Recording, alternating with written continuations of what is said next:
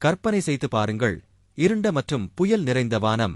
திடீரென மேகங்களிலிருந்து ஒரு பிரம்மாண்டமான சுழலும் புனல் கீழே இறங்கி வருகிறது. காற்றின் இரைச்சல் ஒரு அதிவேக ரயிலைப் போல ஒலிக்கிறது, மிகவும் பயங்கரமாக. மரங்கள் அழுத்தத்தினால் வளைகின்றன, குப்பைகள் அதிவேகத்தில் காற்றில் பறக்கின்றன. சில நிமிடங்களில் கட்டிடங்கள் சேதமடைந்து, வாகனங்கள் கவிழ்ந்து, குடியிருப்புகள் முழுமையாக மாறுகின்றன. இயற்கையின் இந்த துயரமான சக்தியை நாம் சூறாவளி என்று அழைக்கிறோம். சூறாவளிகள் பூமியின் மிகவும் வலிமையான மற்றும் அழிவுகரமான வானிலை நிகழ்வுகளில் ஒன்றாகும். இவை பொதுவாக சில நிமிடங்கள் மட்டுமே நீடித்தாலும் வீடுகளின் கூரைகளை தகர்க்கும், பெரிய மரங்களை வேரோடு சாய்க்கும், பொருட்களை ஏவுகணைகளைப் போல தூக்கி எறியும் திறன் கொண்டவை. ஆனால் சூறாவளி என்றால் என்ன? அவை எப்படி உருவாகின்றன? சில புயல்கள் மட்டும் ஏன் சூறாவளியை உருவாக்குகின்றன? இயற்கையின் இந்த வன்முறையான புயல்களுக்கு பின்னால் உள்ள அறிவியலை புரிந்துகொள்வோம். சூறாவளி என்பது இடிமேகத்திலிருந்து தரைவரை நீளும் மிக வேகமாகச் சுழலும் காற்றின் தூண் ஆகும். இது வானத்தையும் பூமியையும் இணைப்பதால் ஒரு பிரம்மாண்டமான சுழலும் குழாய் போலச் செயல்படுகிறது. பெரும்பாலான சூறாவளிகள் புனல் வடிவில் காணப்படுகின்றன. இருப்பினும் அவற்றின் வடிவம் வானிலை நிலைகளை பொறுத்து மாறுபடும். சில குறுகிய கயிறு போலவும், சில நகரத்தின் பல தொகுதிகளை விட அகலமாகவும் இருக்கும். இவற்றுக்கிடையேயான பொதுவான அம்சம் எது? மிக வலிமையான சுழலும் காற்றுதான். சூறாவளி எவ்வாறு உருவாகிறது என்பதை புரிந்துகொள்ள முதலில் நாம் இடிமின்னல் புயல்களை புரிந்து கொள்ள வேண்டும். மேற்பரப்பில் உள்ள வெப்பமான ஈரப்பதமான காற்று வளிமண்டலத்தின் மேல் பகுதியில் உள்ள குளிர்ந்த காற்றுடன் சேரும்போது இடிமின்னல் புயல்கள் உருவாகின்றன. இந்த செயல்பாட்டின் போது வெளியாகும் ஆற்றல் வளரும் புயலுக்கு எரிபொருளாகிறது. சரியான சூழ்நிலையில் இந்த இடிமின்னல் புயல்கள் மிகவும் வலிமையானதாக மாறுகின்றன. சூறாவளி உருவாவதற்கு மிக முக்கியமான ஒன்று வளிமண்டல உறுதியற்ற தன்மை ஆகும். இது மேற்பரப்பில் வெப்பமான ஈரப்பதமான காற்றும் அதற்கு மேலே குளிர்ந்த வறண்ட காற்றும் இருக்கும்போது நிகழ்கிறது. வெப்பநிலையில் எவ்வளவு அதிக வேறுபாடு இருக்கிறதோ அவ்வளவு வலிமையான காற்று மேலெழும்புதல் உண்டாகும். மற்றொரு முக்கியமான அம்சம் காற்று வெட்டு. உயரத்திற்கு ஏற்ப காற்றின் வேகமோ அல்லது திசையோ மாறும்போது இது நிகழ்கிறது. இது வளிமண்டலத்தில் ஒரு கண்ணுக்கு தெரியாத கிடைமட்ட சுழற்சியை உருவாக்குகிறது. தொடக்கத்தில் இந்த சுழற்சி தரைக்கு இணையாகவே இருக்கும். இடிமின்னல் புயலுக்குள் வலிமையான மேல் நோக்கிய காற்று இந்த கிடைமட்ட சுழற்சியை செங்குத்தான நிலைக்கு திருப்புகிறது. இப்போது அந்த சுழலும் காற்று நேராக நிற்கிறது.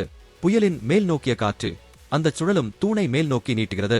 பனிச்சறுக்கு வீரர் ஒருவர் கைகளை உள்ளே இழுக்கும்போது எப்படி வேகமாக சுழல்வாரோ அதேபோல அந்த காற்றுத்தூண் சுருங்கும்போது சுழற்சியின் வேகம் அதிகரிக்கிறது.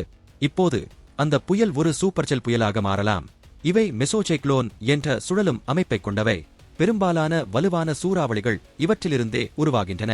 சூறாவளி எப்படி பிறக்கிறது? புயலுக்குள் சுழற்சி தீவிரமடையும் போது ஒரு செறிவூட்டப்பட்ட புனல் தரை நோக்கி இறங்கத் தொடங்குகிறது. இந்த சுழலும் காற்றுத்தூண் பூமியின் மேற்பரப்பை தொடும்போது ஒரு சூறாவளி பிறக்கிறது. அந்த புனல் மட்டுமே சூறாவளி அல்ல, சுழலும் அந்த காற்றுதான் சூறாவளி. வேகமாக சுழலும் காற்றில் ஈரப்பதம் குளிரும்போது புனல் கண்ணுக்கு தெரியும் வகையில் மாறுகிறது. சில நேரங்களில் புனல் தரைக்கு வராதபோது கூட சூறாவளி இருக்கலாம். தரையில் உள்ள தூசி மற்றும் குப்பைகள் அதன் இருப்பிடத்தை நமக்கு காட்டிவிடும். சூறாவளிகள் அளவு மற்றும் வலிமையில் பெரிதும் மாறுபடுகின்றன. சில மீட்டர் அகலம் மட்டுமே கொண்டவை 1 நிமிடம் அல்லது 2 மட்டுமே நீடிக்கும். மற்றவை 2 கிலோமீட்டர் அகலத்தை தாண்டியும் 1 மணி நேரத்திற்கும் மேலாக தரையில் நீடிக்கலாம். வலிமையான சூறாவளிகளுக்குள் காற்றின் வேகம் மணிக்கு 500 கிலோமீட்டரை தாண்டக்கூடும். அவ்வளவு வேகத்தில் சாதாரண பொருட்களும் ஆபத்தான ஆயுதங்களாக மாறுகின்றன. சூறாவளியின் தீவிரத்தை அளவிட வானிலை ஆய்வாளர்கள் என்ஹான்ஸ்டு புஜிடா அல்லது EF அளவுகோலை பயன்படுத்துகின்றனர். இது சேதத்தை அடிப்படையாக கொண்டு வகைப்படுத்தப்படுகிறது. ஈயப்பூச்சியம் சிறிய சேதத்தை ஏற்படுத்துகிறது. ஈயப்பொன்று கூரைகளை சேதப்படுத்தும் மற்றும் லேசான வாகனங்களை கவிழ்க்கும். ஈயப்2 கணிசமான கட்டமைப்பு சேதத்தை உண்டாக்கும். ஈயப்3 கட்டிடங்களின் தளங்களை அழிக்கும், மரங்களை வேரோடு சாய்க்கும். ஈயப்4 வீடுகளை அஸ்திவாரத்தோடு பெயர்த்தெடுக்கும் பேரழிவை உண்டாக்கும். ஈயப்5 என்பது மிக உயர்ந்த வகை. இது வலுவான கட்டிடங்களை கூட அஸ்திவாரத்திலிருந்து அகற்றி பெரும் அழிவை ஏற்படுத்தும். சூறாவளிகள் எங்கு வேண்டுமானாலும் நிகழலாம் என்றாலும் அமெரிக்காவின் மையப்பகுதியில் உள்ள டொர்னாடோ ஆலி என்ற பகுதி மிகவும் புகழ்பெற்றது. மெக்சிகோ வளைகுடாவிலிருந்து வரும் வெப்பமான காற்று கனடா மற்றும் ராக்கி மலைகளிலிருந்து வரும் குளிர்ந்த காற்றுடன் மோதுவதால் இந்த இடங்கள் சூறாவளிக்கு ஏற்றதாக அமைகின்றன. எனினும் கனடா, அர்ஜென்டினா, பிரேசில், வங்கதேசம், தென் ஆப்பிரிக்கா, ஆஸ்திரேலியா மற்றும் ஐரோப்பாவின் சில பகுதிகளில் சூறாவளிகள் நிகழ்கின்றன. விஞ்ஞானிகள் கணிப்பில் முன்னேற்றம் அடைந்திருந்தாலும் சூறாவளி எப்போது எங்கு உருவாகும் என்பதை கணிப்பது இன்னும் சவாலாகவே உள்ளது. வானிலை ஆய்வாளர்கள் டாப்ளர் ரேடாரை பயன்படுத்தி சுழற்சியை கண்டறிகின்றனர். நிலைமை சாதகமாக இருக்கும்போது அவர்கள் சூறாவளி கண்காணிப்பு வெளியிடுவார்கள். அதாவது சூறாவளி உருவாக வாய்ப்புள்ளது, எச்சரிக்கையாக இருக்க வேண்டும். ஒரு சூறாவளி கண்டறியப்பட்டால் சூறாவளி எச்சரிக்கை விடுக்கப்படும். உடனடியாக பாதுகாப்பான இடத்திற்கு செல்ல வேண்டும். சூறாவளியின் போது மிக பாதுகாப்பான இடம் அடித்தளம் அல்லது புயல் புகலிடம் ஆகும்.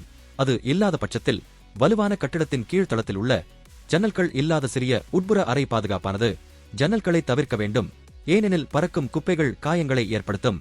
வாகனங்கள் பாதுகாப்பற்றவை, ஏனெனில் குப்பைகள் மிக அதிக வேகத்தில் பயணிக்கும். விஞ்ஞானிகள் சூறாவளியை பற்றி தொடர்ந்து ஆய்வு செய்கின்றனர். ரேடார் தொழில்நுட்பம், கணினி உருவகப்படுத்துதல்கள் மற்றும் செயற்கைக்கோள் கண்காணிப்பு போன்றவை கணிப்புகளை மேம்படுத்தியுள்ளன.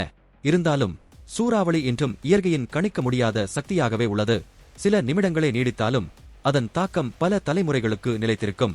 வளிமண்டலத்தின் வெப்பம், ஈரப்பதம், காற்று மற்றும் அழுத்தம் எப்படி இவ்வளவு பெரிய சக்தியை உருவாக்குகிறது என்பதற்கு இதுவே சான்று. அடுத்த முறை நீங்கள் சூறாவளியின் காட்சிகளை பார்க்கும்போது அந்த புனலுக்கு பின்னால் இயற்கையின் பேராற்றல் மறைந்திருப்பதை நினைவில் கொள்ளுங்கள்.